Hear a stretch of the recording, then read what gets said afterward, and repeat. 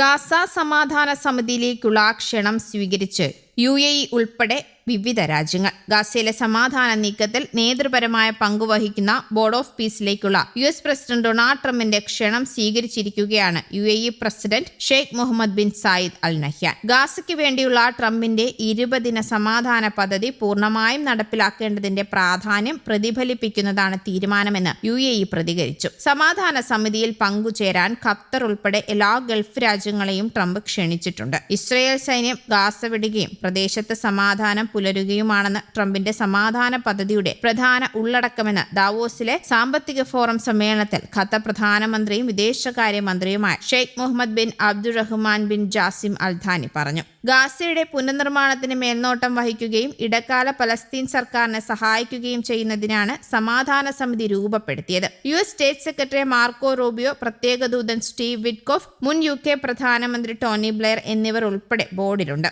കഴിഞ്ഞ ആഴ്ചയാണ് Trump Gaza സമാധാന ബോർഡ് രൂപീകരണം പ്രഖ്യാപിച്ചത്. 60 രാജ്യങ്ങളുടെ ഭരണാധികാരികളെ ബോർഡിലേക്ക് ക്ഷണിച്ചിട്ടുണ്ട്. അതിനിടെ പലസ്തീൻ അഭയാർത്ഥികൾക്ക് വേണ്ടിയുള്ള UN ദുരിതാശ്വാസ ഏജൻസിയായ UNRWAയുടെ കിഴക്കൻ ജെറുസലേമിലെ ആസ്ഥാനം ഇസ്രയേൽ തകർത്തു. ബുൾഡോസറുകളുമായി എത്തിയ സൈന്യം മതിൽക്കെട്ടിനകത്ത് കയറി കെട്ടിടങ്ങൾ പൊളിക്കുകയായിരുന്നു. യെല്ലോ ലൈനിൽ തെരച്ചിൽ നടത്താൻ ഇസ്രയേൽ തടസ്സം നിൽക്കുന്നതാണ് അവസാന ബന്ദിയുടെ മൃതദേഹം കണ്ടെത്താൻ പ്രയാസം സൃഷ്ടിക്കുന്നതെന്നാണ് ഹമാസ് മധ്യസ്ഥ രാജ്യങ്ങളെ അറിയിച്ചിരിക്കുന്നത്. അതേസമയം ഗാസ സമാധാന ബോർഡിൽ അംഗത്വം വഹിക്കുന്നതിനായി US പ്രസിഡന്റ് ഡൊണാൾഡ് ട്രംപ് ക്ഷണിച്ചതായി റഷ്യ അറിയിച്ചു. ട്രംപിന്റെ സമാധാന ബോർഡിൽ റഷ്യൻ പ്രസിഡന്റ് വ്ളാഡിമിർ പുടിനും ക്ഷണം ലഭിച്ചതായി ദിമിത്രി പെസ്കോവ് പറഞ്ഞു. മാധ്യമപ്രവർത്തകരോട് സംസാരിക്കുകയുമായിരുന്നു അദ്ദേഹം. ക്ഷണം പുനഃപരിശോധിക്കുകയാണെന്നും USന്റെ ഭാഗത്തു നിന്നും കൂടുതൽ വിശദാംശങ്ങൾ ലഭിക്കുമെന്ന് പ്രതീക്ഷിക്കുന്നുവെന്നും അദ്ദേഹം പറഞ്ഞു. എന്നാൽ സമാധാന ബോർഡിൽ ചേരാനുള്ള ട്രംപിന്റെ ക്ഷണത്തോട് പുടിൻ ഇതുവരെ പ്രതികരിച്ചിട്ടില്ല എന്നാണ് റിപ്പോർട്ടുകൾ. പുടിന്റെ സഖ്യകക്ഷിയായ ബെലാറഷ്യൻ പ്രസിഡന്റ് അലക്സാണ്ടർ ലൂക്കഷെങ്കോയെയും ട്രംപ് ക്ഷണിച്ചതായി റിപ്പോർട്ടുകളുണ്ട്. 2 വർഷത്തെ യുദ്ധത്തിൽ തകർന്ന ഗാസയെ സൈനികവൽക്കരിക്കാനും പുനർനിർമ്മിക്കാനുമുള്ള അമേരിക്കൻ പദ്ധതിയുടെ പ്രധാന ചുവടുവെപ്പാണ്